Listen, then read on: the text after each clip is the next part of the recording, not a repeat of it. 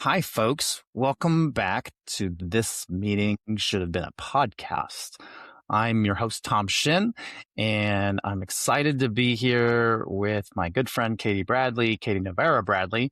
She has all these different names, and I never know which one to use. So we'll talk a little bit about that, but Katie's a good friend of mine in the leadership space, and we've been collaborating, working on stuff. I don't know. We've been yakking back and forth for years now. And so I'm excited to bring her to the show. So welcome, Katie. Thanks for being here. Hi, Tom. Thank you for the invite to join you on your show. I'm a big fan of your podcast. And I think you reminded me that we actually met years ago, like more than 15 plus years ago, and jobs took us in different directions. And several years ago, we got reconnected and, do spend a lot of time sharing ideas and collaborating on different leadership and HR type work. So it's always a pleasure to work with you on a project. Yeah, I think it went all the way back. Was it Pat Ryan that introduced us? It was. You have a better memory than I do. Through a networking group. Yeah. Yeah. I think it was Metroland Executives, Yes. which I always laughed at the name. I'm like, I am nowhere near the thought I have of what an executive is, but okay, I'll play in the sandbox. But yeah, I think I was in that group for 6 or 7 years. A lot of fun, great people. I don't see many of them very often anymore. Once in a while, I'll trip across Pat, or if I'm down by his shop, I'll stop in and say hello. But it's a while. I'm not down that way too much. So, but thankful for you being here and thankful for the continued friendship. And I know we've gone on some speaking tours as well, and we have to kind of revisit some of that in the near future. But I wanted to catch up and introduce our audience to you. I know we talk a lot when we get together. We talk a lot about leadership principles and crazy things that people are doing. And so I wanted to see what was on your plate these days, because it's been a while, and we have these moments. I know you talk quite a bit about thought leadership, and so I thought let's bring that into the conversation and talk a little bit about that. What it is, what you're doing in and around it. Because I know a lot of your business tends to be around the content creation on the writing side, but this is another pocket of what's made you successful. So tell me a little bit more about what you've been up to in this thought leadership piece. Sure. So yes, life seems to be crazy for everyone. Time only keeps going faster. And as you mentioned, I do have a content strategy and creation company where I help brands and small businesses with all kinds of content, from blog posts to case studies, white papers, webinar scripts, anything that supports their marketing efforts through content. But one of the subsets that I've really been focusing a lot on lately is, as you mentioned, thought leadership. And so for listeners who may not be familiar what thought leadership is, that is, sharing your perspective on trending topics in your field of expertise to help gain visibility and traction online. And it's always been important. It could show up in things like newsletters or in your blogs. Now, a lot of times it's on LinkedIn or platforms that you can pay to be a part of and submit pieces that then get a wider audience. It's become even more important now because of some of the changes with AI and how search is working. Search, SEO is not dead. SEO is still there, but a lot of the AI bots and things like ChatGPT, Claude, Gemini, they're sourcing information from authentic original content. So things like those thought leadership pieces being quoted in trade publications or other publications where you are seen as the subject matter expert. So it's really increased in importance in raising your visibility and your brand. Yeah, it's funny that you say that with you mentioned LinkedIn, and so much of my feed seems to be people creating infographics or the artificial image of themselves or using the AI headshot creators and so forth. And I got to imagine from a LinkedIn standpoint, it's almost created white noise. There's so much in there that you don't really know what's real, what's transparent versus what the bots are creating or what people are relying on bots. And it just goes to show you that the value of somebody like yourself helping someone through, whether it's the content creation side or the equine-assisted therapy that you do, through their challenges, through how their thought processes work. makes such a big difference. Um, and I know you use horses extensively. But I mean, we were talking beforehand about all the challenges you have with this horse coming and that horse going, and like you have all these horses, but they're all over the place. But anyway, what are you finding with that whole AI in LinkedIn space and how it's interfering with things? What muddying of waters do you see out there? That is a very broad question. So I'll hit on a couple of things from what I am seeing. I can tell you with work from an international association that I work with, carousels are really standing out in LinkedIn. So if you create carousel content, that can be a way to piece up different pieces that you're putting out in your business. You can take content that you wrote for a newsletter or a blog post and segment it into carousels. And that seems to really be helping people boost their algorithm views. The other, though, is we can get really deep into what I call AI tells.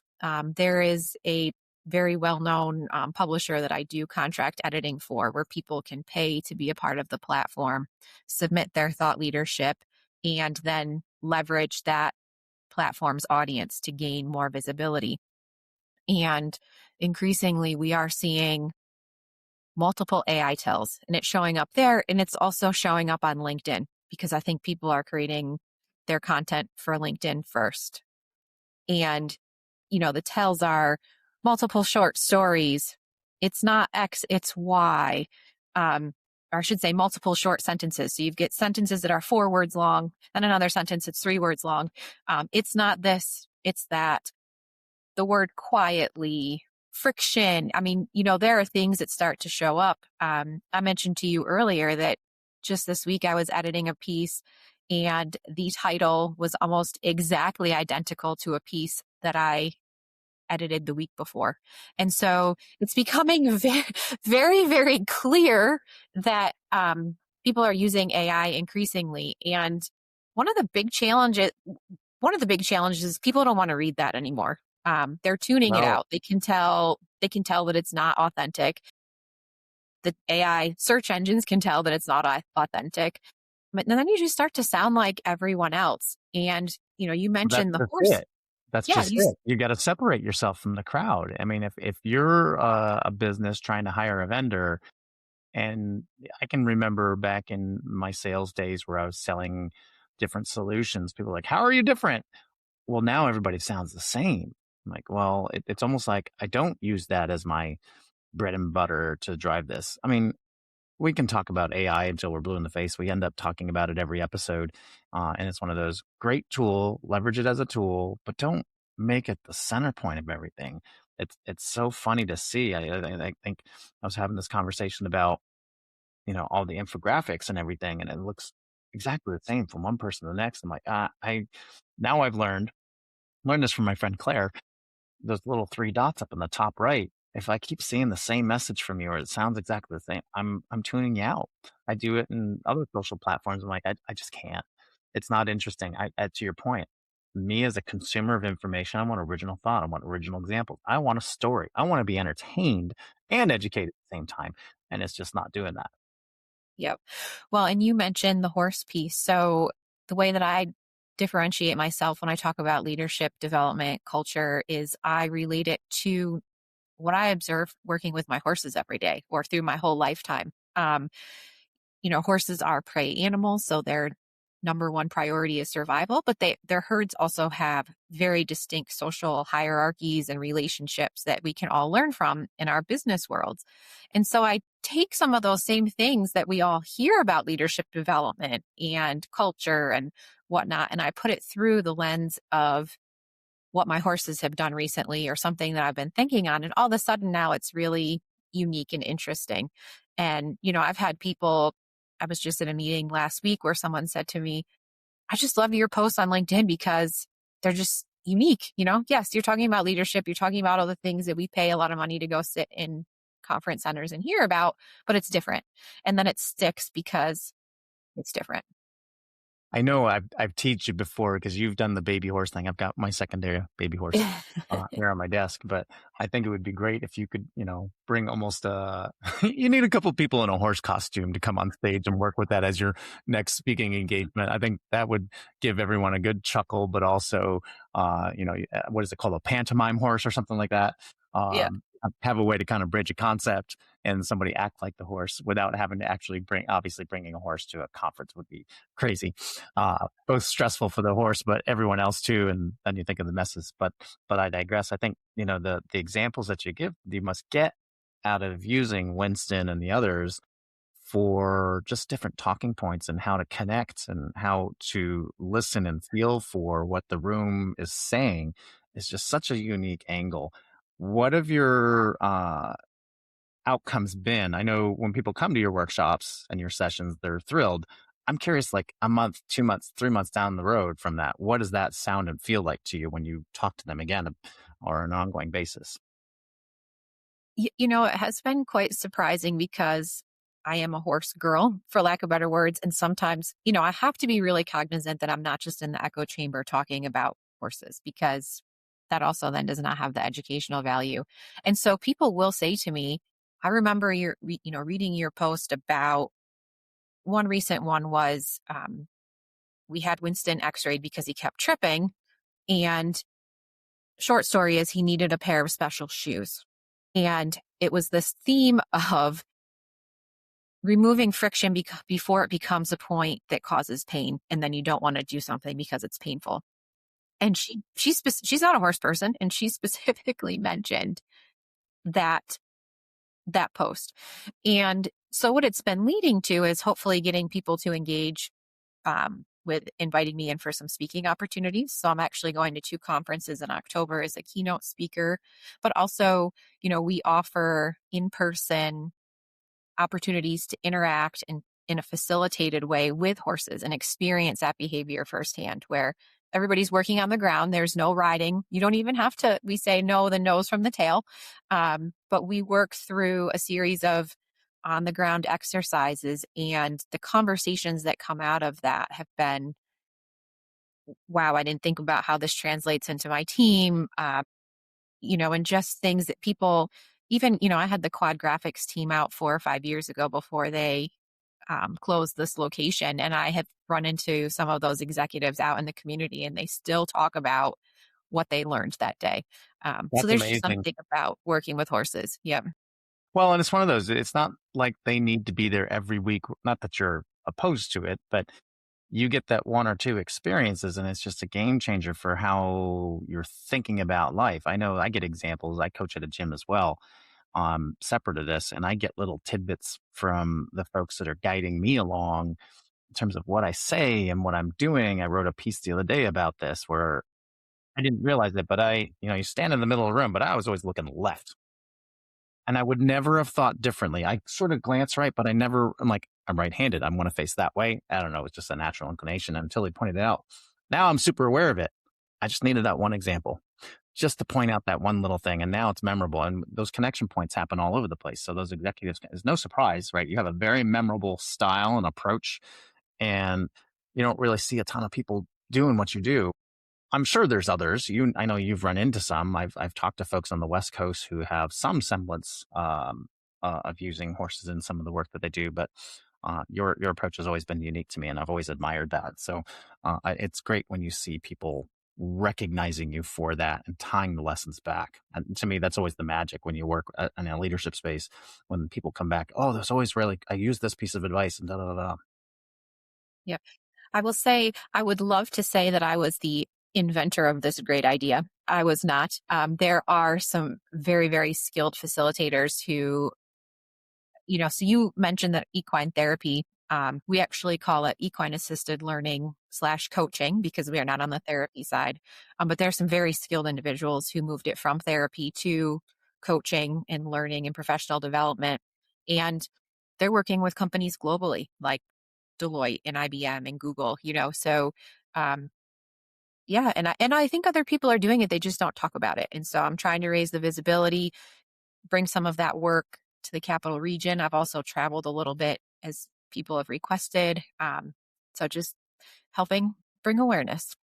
Yeah, and I'm surprised. So, listeners, viewers, Katie and I are up in the Saratoga Springs area, so we have a racetrack that's busy all summer long every year, and so there's a lot of visibility from the horsing world here. So I'm again almost doubly so. I'm surprised we don't hear more about it here. So it's nice that you're in that vertical because there's not a lot of folks giving it the attention it deserves. So I'm curious how things have evolved for you. We were talking about AI and how we need to shift our content to be more real, if you will, on LinkedIn and other platforms. What are you finding how impact the positives and the negative impacts that AI is having on that trajectory, on that element of being real? Where are you finding it most applicable? And what are maybe the one or two kind of things that you're running into that are on a slippery slope of, yikes, Terminator? Yeah. Yeah. So, definitely that over reliance on AI so that everything starts to sound the same. I also talk a lot about, and I hope that people realize that everything that comes out of an AI must be fact checked. Um, you know, at a speaking engagement I did last fall, I mentioned that Deloitte had been hired by a client to create a report on AI. And after the report was turned over, it was $1 million+ project. Nobody fact checked it, and they found out that there were a lot of inaccuracies because it Expect. was all written by AI. Right. And so actually, after I gave that presentation, I had somebody approach me who wanted to write a book to launch his consulting practice. And he's like, I want to hire you. I've been using AI to understand what it's like to work with a ghostwriter to create an outline for my book. He goes, but I'm convinced I'm going to hire you so that I don't get into trouble. The other piece of it is, as it stands today, the US copyright does not recognize AI written content. So if you want copyrightable material, it needs to be original. There are certainly ways to use AI. Like I love it for brainstorming. I do love it as a place to start for research and then go and check those sources to make sure that they're accurate or start digging and finding other pieces. It can also be really helpful for doing spell check or making sure that all the space, checking the details on your work before you hit publish if you don't have an editor. So I'm not saying don't use AI. I'm just saying be aware of the limitations and use it carefully. Know what you're getting into. Yeah, I like it for a little bit of a bias control for myself. What am I not thinking of? I've pointed out X and Y and Z. If I'm looking at an RFP or if I'm reviewing notes for an interaction, what am I missing, right? What are key things that other people might catch in this dialogue that I've taken a transcript of? What portions of this have I missed or am I not addressing? Or if I'm writing a proposal, did I nail everything? So I'll use it in that regard in terms of a checks and balances. Just again, us solo folks who work on our own, you don't have that team of folks to go review documents, and to read 35 pages of stuff is frankly painful. But again, it's a tool. It's a set of extra eyes. And then, again, it's not going to catch everything. I still got to go spell check on my own and use all that stuff. But I like it for that sounding board. And I know I've used it a few times for like presentations that I rehearse for. I'll record myself in a Zoom environment and then I'll spit in, I want you to rate this scale of 1 to 5, 1 always, 5 never sort of thing. And it'll rate me. And sometimes it's, I always laugh because it says, you're amazing. This was amazing. This was brilliant. I'm like, I'm the most brilliant person AI knows. But at the same token, I'm like, I want you to tell me what I'm doing wrong. I want you to tell me what I could be doing better. And so after it gets to the brilliant part, then it goes into, you could think about this, think about that, and you take what makes sense to you in your own style. But I like it for that part. Because then it always gives me 2 or 3 things that I just didn't consider. And I know the last thing that I did recently, I didn't run it through that. And I should have, because I would have caught something that I thought, I'm like, this would have been better as a print form versus an online form. Sort of. Yep. Well, and you actually had suggested that to me. And so I use it in that way as well, especially, as I mentioned earlier, to make sure that when I talk about the lesson from the horses, that it ties back to something meaningful. And so I will run things through there that I've written and just say, what am I missing about the leadership or HR connection? And that will help me see if I've got it in the first go around or if I need to consider adding something else. But yeah, using it as part of your check and then the human decision after that piece. Yeah. Yeah. And great. I love tools. I love tech, but it does get a little overwhelming. And, it makes me think of different scenarios that come up in the working world that are just too crazy to imagine. Like, this is stuff real. And so in my digging, I know I sent you this article. It was from Cheeseburger, which I know I consider it a little bit more in the parody space, but, it was this article, as I think the Cheeseburger, Cheez burger, had this piece about just the crazy expectations that some employees end up with because of the managers. And these are people that you and I will help in terms of fixing some of these things. But some of the quotes in there, there was one piece, and we'll talk through this, where this individual is working for a manufacturer, and they wanted to change some of the testing procedures, but the person said, all right, as soon as I said we're making these changes, people had a hissy fit, for lack of a better way of putting it, meaning you can't make changes like this without input from everybody. So the person schedules this meeting, invites the 20 or so, whatever number of people to it. No one shows up. So then I'll put this quote in there. They say in there, sent the new procedure back out with a note. All those who attended the review meeting agreed with the changes that we're making. And so everybody was happy.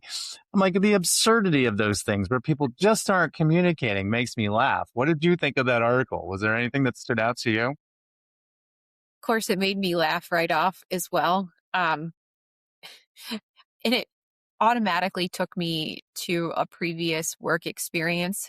The employer will remain nameless. But there was one where, even though I was on the executive team, we were not allowed to call 911 in an emergency unless it went through the executive director or the assistant executive director first.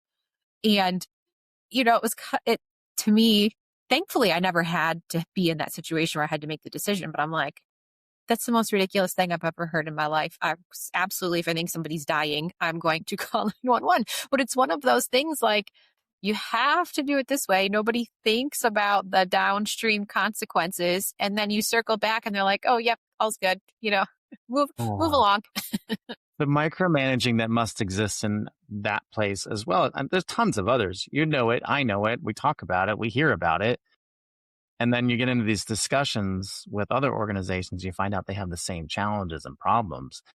And the root of it to me has always been, if you don't trust your people to make decisions, then either you have an issue or you have the wrong person in that position. And so either let's help them get the skills they need so you do trust them, set a benchmark for, here's how I can trust you. Here's how you can demonstrate that you've earned my trust. Or they're in the wrong role and they need to be put into something else. Either that or they're going to figure out this micromanaging shit is for the birds. I'm out, which is probably the more likely picture. Yeah, that's craziness to have to ask the boss. To me, I've always been taught ask for permission, not for forgiveness. And that's probably gotten me in some trouble over the years.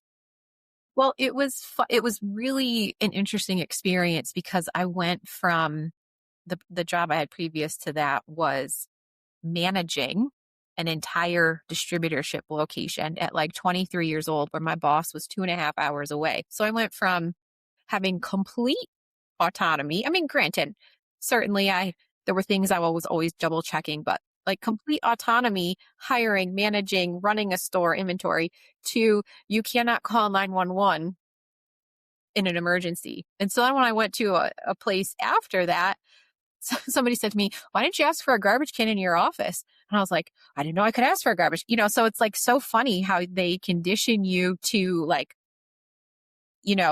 just complete autonomy. No, it's got to be this way. And then when you come out of that situation, it's like, okay, where's the line again of what's acceptable in this workplace and what's not? And that's one thing I love about the work we do now as consultants is we get to make our own rules. And then we get to also help other leaders maybe see some of the blind spots and how to work through those.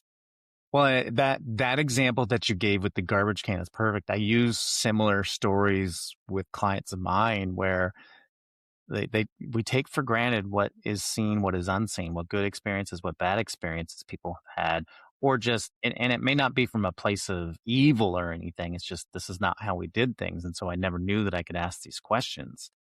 And so I know I spend a lot of time talking to folks about, well, again, to that point of bias control with AI tools, what am I not asking? What am I not learning about? Um, and so it invites conversations to learn a little bit more about. I was in a meeting this morning. Not a lot of people showed up. It was a networking sort of thing. And so we just went around the table and just started talking about different stories and connecting on different things, which was awesome. It just made way more sense to learn a little about more about one another in a less formal session that didn't need it. And so I know it's challenging for businesses to think that way because it's all about the bottom line and profit and so on and so forth. But making time for conversation in the water cooler is just so valuable. Mhm. Absolutely. It all comes back to trust, and that's where trust happens, is in those casual, spur of the moment conversations that come about throughout the Yeah. working relationship. I have to imagine that's one of the better lessons you get from the equine side of things. Um, is learning where that trust takes place, especially with large animals like horses, where if they don't trust you, they're not moving. It does come down to trust. I mentioned earlier that they're prey animals, so their one priority in life is survival. I mean, even though they are domesticated and they do not have to worry about being chased by a wolf, it is still survival. Trust me, we have coyotes that have traversed our property, and I've seen one horse get completely scared, and then others be like, whatever. But it's trust, and the other big thing is congruence. So they are the best bullshit detectors you've ever wanted to meet, because we talk about needing to fake it till you make it. You do have to project confidence sometimes in situations where maybe you're not the most comfortable or it's pushing you. But there's also this inner alignment, and they will tell you right off if you are aligned or not. And if you're not, good luck getting them to move their feet even 3 steps. And they help you find that center, even if it's, being vulnerable. I'm terrified in the moment because of XYZ decision, or this is really outside of anything I've ever done before. Even just showing that changes the whole dynamic. So, how would you translate that for our listeners in terms of a takeaway lesson, almost a freebie lesson that you can give them in their current state? How do we tackle some of that trust issue with others, with our bosses, with our direct reports, with our colleagues?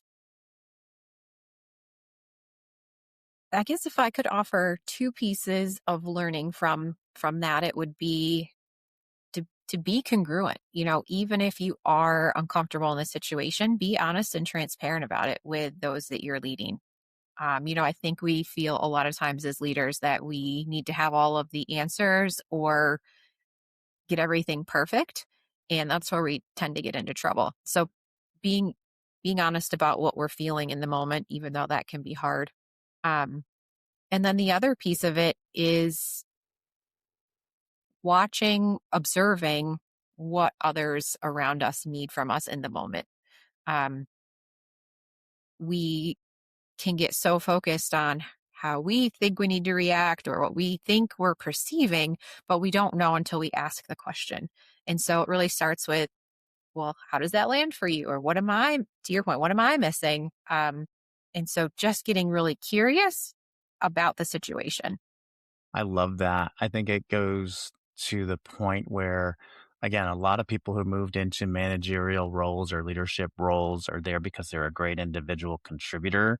They were go getters, high achievers. And so, in some shape or form, they were the problem solvers and they turn into this manager. And their instinct is always, let me solve that for you. I can do it. I'll do that for you. Or here, just give it to me versus what you just said, which is being in that observational curiosity mindset to think, how are they interpreting this? What's the root cause that they're, I mean, unless you're coming from a scientific world, there's a lot of root cause analysis there. But I find those conversations are some of the most enlightening because you get to have them think about first, shut up. Second, listen to what the person's telling you, not just in words, but in feelings and emotion and context. There's always more to it that uh, newer managers it escapes them, and it's not for intent. It's just you haven't gone through enough to have experienced what that feels like. You reminded me also, it allows us to open our mind to other ways of doing things. And I know we're also good friends with Jennifer Massey. Oh And yeah, yeah. yeah, a couple weeks ago, we co-facilitated an equine leadership lab. And we had 7 people come. They were each leaders within different organizations. And one of the activities we included was we split them into 2 groups.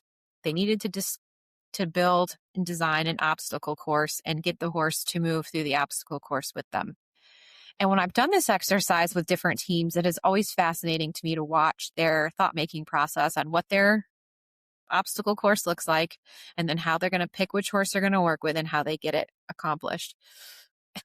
In that particular one, an individual came from a manufacturing plant, and before his team went, he went through with a rake and traced out their whole pattern in the dirt with the rake.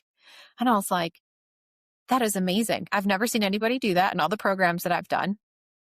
For me, one of my struggles as a business owner has been to create some standard operating procedures, some SOPs. For him, it was natural. This was his SOP to his team to get them aligned. And for them, it worked. And so it's taking that moment to ask and to see different perspectives really brings forth some really unique ideas. You may not be able to use them all. I mean, we can't use all of the ideas that come to light, but just being able to consider them and where they fit or might work and enhance our workflow is really fascinating to me. That's the beauty of the group think, where you have different people from all over. I think that's an awesome example of let's just be open to what's possible. And I think the benefit of having a bunch of strangers together is there's no preconceived notions, there's no ego check. It's just sort of, I want to share with you what I'm thinking, and I want to hear what you have to say too. And we forget that when we're working the same people every day, day in, week in, month in and out throughout the whole year. And it's sort of the same example we use when taking advantage of our families, not in a horrible way, but we forget, right? This is just, we need to be cognizant of the fact that we need to ask better questions. We need to be better listeners. My wife teases me about that a lot. She'll come and just plop down next to me while I'm doom scrolling in my phone. I'm like, oh, I have to put that down. It's listening time. And see, I'll get kudos. I don't get the dog treat or anything like that. But, there are times where I get it right. And, I see the smile on her face. They're like, good job. I get all, I feel bad. I've been doing that to we all fall into this, especially when you're solopreneurs. I think this week has been incredibly busy, and my dad's been trying to tell me like all these different things about different things that they're doing. And I'll be like, I have no idea what he just said, but I'm going to play it off as I did. Like, okay, yep, all right. you know, and then I kick myself because it's like, what would it really cost me to not multitask for 20 minutes? it's technology has made it really hard for a lot of folks. And unless you get to the point where you can be super disciplined or have some sort of tool or widget, I think that's probably the next thing to add to my toolkit is the anti-technology widget. I'll have to think about that. Thanks for the brainstorm. You're welcome. Tell me what you figure out. I know it's so distracting. I know I made a mental note a few weeks ago that once I'm done with dinner and checking things, I want to do my best to try and not bring my phone into the living room. Just plug it in at 7, 8 o'clock and just leave it be. Part of that is I'm building a Lego set in the other room, so I have a little bit of a distraction. But it's also to not dive into it. My wife, we go through battles where not her and I, but the challenge of not getting sucked into the reels and the videos of woodworking and animals and all that stuff. And they're all fun, but an hour goes by and you're like, what the hell just happened? Exactly. Exactly.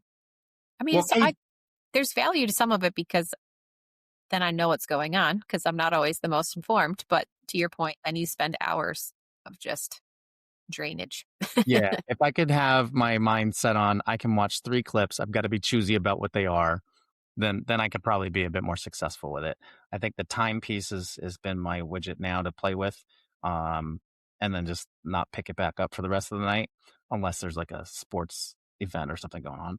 But yeah, it's I've been sort of, I would give myself a D plus so far, but I'll keep working it. I think it's something I have to do for myself to keep myself sane. But Yep, same again, thing. it's the same example we run into. I know I have leaders that I'll work with where it's the device is always going off, the watch is going off. I'm like, all right, let's turn everything on mute, take it off, put it. It's like when you go to the concert that has no recordings, you got to put everything in a bag. Same thing. Yep, So, exactly. well, Katie, this has been great. I so appreciate the conversation. I love how we've gone into so many different pieces, from the LinkedIn carousel content to your congruency and observation notes. I know you and I, when we talk for an hour and change and just keep going until we realize, crap, I got to go. But I so appreciate you being here. Tell our listeners where they can find you, and we'll include that in the show notes. What's the best way to get in touch with you if they have questions about stuff? Sure. So absolutely on LinkedIn. You can find me there, connect, reach out. I also have 2 different websites, katienavara.com and katiethecoach.com. And both of those have contact forms, and would love to answer any questions your listeners have. And to your point, I love our conversation. So thank you for inviting me on today. It's been my pleasure. Thanks so much, folks, for listening to This Meeting Should Have Been a Podcast. We'll see you at our next episode, and share, like, comment, tell your friends about us, so that way we can continue these conversations for many, many, many years.